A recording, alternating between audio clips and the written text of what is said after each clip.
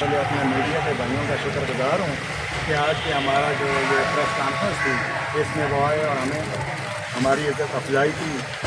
तो सबसे पहले मैं जो अपनी एप्टा के इलेक्शन अक्टूबर में होने थे उस सिलसिले में आज हमारा ये एक एहतजाजी प्रोग्राम है।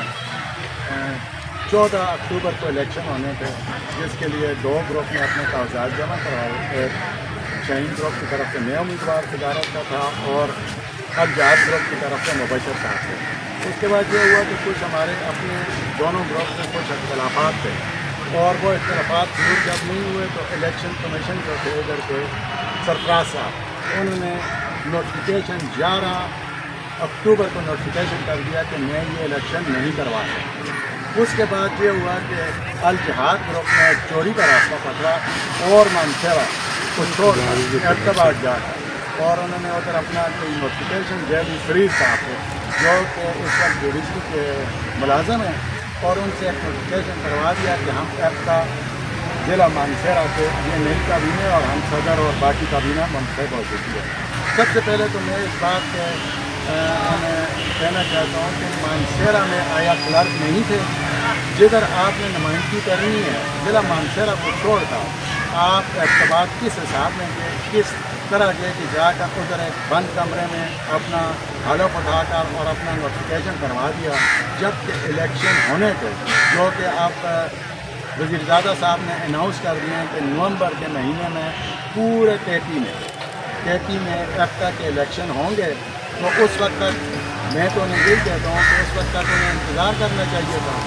ये तो हमारा पहला एहतजाज इस बात पे है कि जो उनका नोटिफिकेशन है हम उसको किसी सूरत तस्लीम नहीं करते। उस गैर आइनी इक़दाम की हम भरपूर मजम्मत करते हैं और जिस जगह तक जाना पड़ा कोर्ट तक हर जगह हम उनके खिलाफ इस सिलसिले में जाएंगे और इंशाअल्लाह ज़िला मानसेरा में इलेक्शन करवा कर दिखाएंगे इंशाअल्लाह। इसमें पूरी मदद की ज़रूरत है, मैं अकेला कोई काम कुछ भी नहीं कर सकता।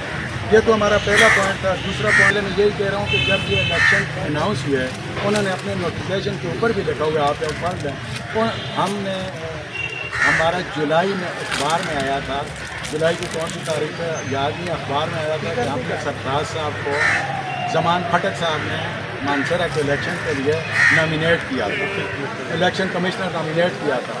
फिर इस तरह किया कि कबीर साहब जो कि खुद रिटायर हो चुके हैं लेकिन जब तक वो ज़िंदा हैं अल्लाह उनको लंबी ज़िंदगी दे वो कभी भी क्लर्कों को इकट्ठा नहीं होने दें। उन्होंने क्या किया कि एक और नोटिफिकेशन करवा दिया तैयब साहब के नाम पर जो उधर कांग्रेस कॉलेज में सुपरडेंट की पोस्ट पे हैं।